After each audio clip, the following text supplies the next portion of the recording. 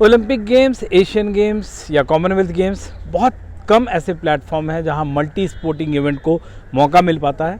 भारत से एक नई शुरुआत हुई है, पीथियन गेम्स है, ओलंपिक के पैरेलल एक तरह से माना जाता था और इसकी मैथोलॉजिकल हिस्ट्री है।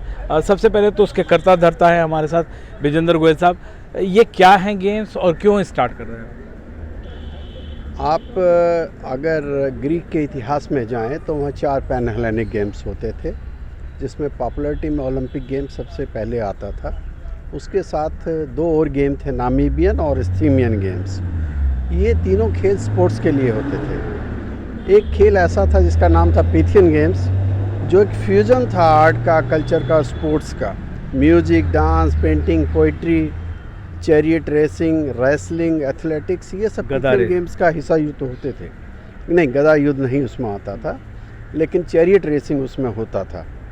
और इन खेलों में उस समय महिलाओं को भी प्रतिनिधित्व दे दिया जाता था, जबकि ओलंपिक और किसी फिजिकल स्पोर्ट्स में महिलाओं को प्रतिनिधित्व नहीं दिया जाता था। इन सब खेलों का जो एक इतिहास है, अगर आप स्थिमियन, नामीबियन और ओलंपिक गेम की का बात करें तो इनको वहाँ के राजाओं ने एस्टेब्लिश किया, लेकिन पीथियन गेम्स को गॉड अपोलो ने खुद एस्टेब्लिश किया, ऐसी वहाँ की माइथोलॉजी है। तो आप कह सकते हैं कि पीथियन गेम्स वर्ल्ड के सबसे ओल्डेस्ट गेम्स हैं और उन्हीं से ओलंपिक का, नामीबियन का, स्थिमियन गेम्स का उदय हुआ। तो ओलंपिक्स है ही तो अब इसकी क्या ज़रूरत है? देखिए, ओलंपिक सिर्फ स्पोर्ट्स के लिए है। आज अगर आप विश्व में बात करें, आर्ट के लिए, कल्चर्स के लिए और ट्रेडिशनल गेम्स जो हमारे गाँव में खेल खेले जाते हैं, उनके लिए कोई इंटरनेशनल ग्लोबल प्लेटफॉर्म नहीं है। तो हमारा उद्देश्य ये है कि भारत से जो ये एक सोच नई पैदा हुई है, इसमें हम लोग एक ग्लोबल प्लेटफॉर्म बनाए, जिसमें हम अपने आर्टिस्ट को, अपने प्लेयर्स को और सभी देशों की कल्चर्स को हम एक सिंगल प्लेटफॉर्म पे इनको कम्पिटिटिव के तौर पे, कंपटीशंस के तौर पे, एक सेलिब्रेशन के तौर पे पूरे विश्व में इन सबको इकट्ठा कर सकें और एक डिप्लोमेटिक लेवल पे एक नई बात शुरू हो सके। जैसे कह रहे हैं कि लॉस एंजलिस 2028 से पहले 2027 में करेंगे, उससे पहले अब तक जो गेम के आयोजन किए हैं आपने, दिल्ली में किए हैं, चंडीगढ़ में करने जा रहे हैं, कितनी कंट्रीज़ आए हैं, वहाँ पे कितनी कंट्रीज़ आ सकती हैं? आप एक बात देखिए, ओलंपिक का जो उत्पत्ति हुई वो एक त्रासदी के बाद हुई। ऐसे ही पीथियन गेम की जो उत्पत्ति हुई कोविड के बाद हुई।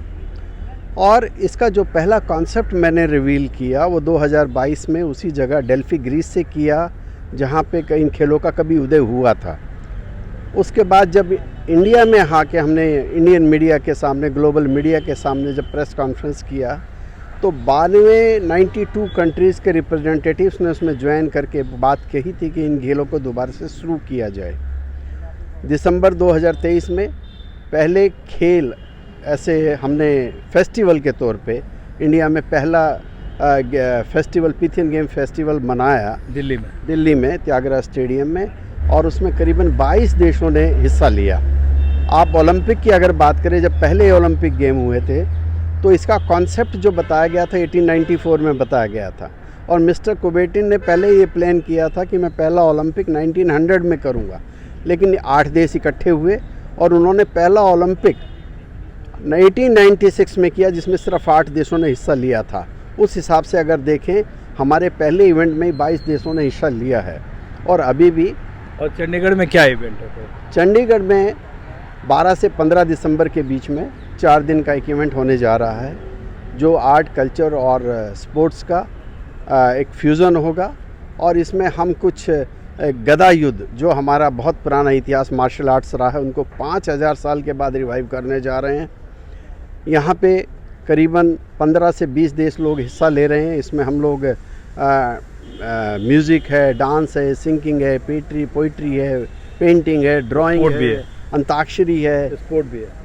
इसमें ट्रेडिशनल गेम्स जो हमारे गांव में खेले जाते थे, 1 टांग की दौड़ है, 3 टांग की दौड़ है, हमारे रोलर्स, म्यूजिकल चेयर्स है, रोलर स्केटिंग है। ऐसे गेम है जो आईओसी को या खेलो इंडिया को या स्पोर्ट्स मिनिस्ट्री को कॉन्ट्राडिक्ट नहीं करते हैं, कॉन्फ्लिक्ट पे नहीं है। नहीं, इसमें कंट्राडिक्शन का देखिए किसी का कोई मतलब नहीं है। हमारा ओलंपिक के कोई हम किसी स्पोर्ट्स को इसमें नहीं ले रहे हैं। हम जो ओलंपिक के चार्टर में जो गेम्स नहीं हैं उनको हम लोग कवर कर रहे हैं, चाहे वो ट्रेडिशनल गेम्स की बात हो, चाहे वो आर्ट की बात हो, चाहे कल्चर्स की बात हो। और तो इससे फ़ायदा ओलंपिक स्पोर्ट को नहीं होगा लेकिन ट्रेडिशनल स्पोर्ट को होगा। देखिए, इसमें फ़ायदा ना फ़ायदा की कोई बात नहीं है। बात यह है कि हम अपने लोगों को, हम अपने बच्चों को कितना अधिकार दे पा रहे हैं, उनको कितना खेलने का मौका दे पा रहे हैं कि चाहे वो ओलंपिक के स्पोर्ट्स हो, चाहे पीथियन के स्पोर्ट्स हो, ये किसी के एकाधिकार में नहीं आते हैं, सबको खेलने का हक है। और पीथियन गेम्स के माध्यम से हम हर आदमी को, हर बच्चे को, हर लेडीज़ को, हर आदमी को ये अधिकार देना चाहते हैं कि वो मैदान में आए, अपने टैलेंट को दिखाएं और अपने आप को साबित कर सके। इसके अलावा हम लोग एक डिप्लोमेटिक वे में पूरे ग्लोब में, पूरे वर्ल्ड के अंदर एक शांति कल्चर्स के थ्रू, आर्ट्स के थ्रू इकट्ठा कर सकते हैं। नई कोशिश है पीथियन गेम्स, जहाँ पे एक तरह का फ्यूजन कह सकते हैं स्पोर्ट और कल्चर का, और बहुत जल्द ये शुरू होने वाला। अलग अलग स्तर पे इसकी एक शुरुआत भी हो चुकी है। देखते हैं कितना सक्सेस होता है, कितना रेवेन्यू मॉडल पे ये खरा उतरता है, लेकिन एक तरह की नई शुरुआत है। दिल्ली से विमल मोहन, NDTV।